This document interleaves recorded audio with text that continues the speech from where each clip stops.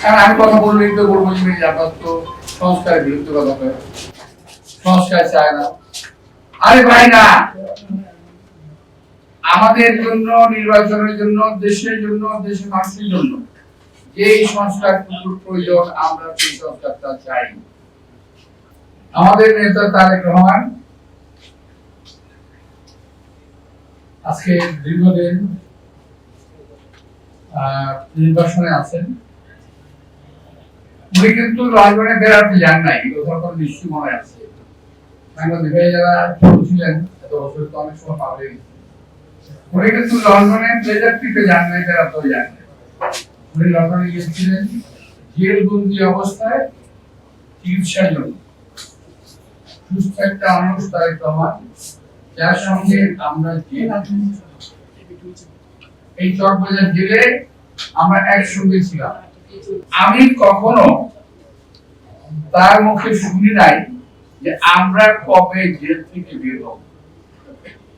এই তারেক রহমান সাহেবকে একদিন দেখলাম আমাদের চোখের সামনে থেকে নিয়ে যাওয়া হলো সুস্থ অবস্থায় এবং পূর্ণ অবস্থায় জেলে ফেরত নিয়ে আসা।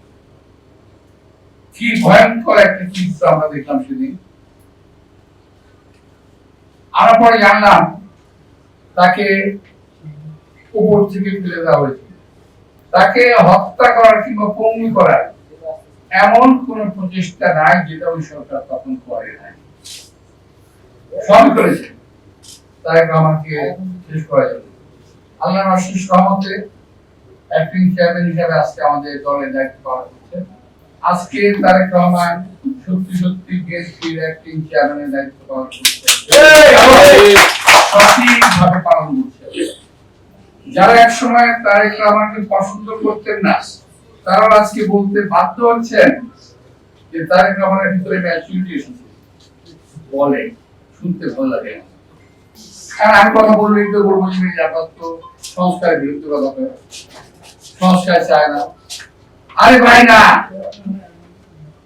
আমাদের জন্য, নির্বাচনের জন্য, দেশের জন্য, দেশের মানুষের জন্য যেই সংস্কার প্রয়োজন আমরা সেই সংস্কারটা চাই।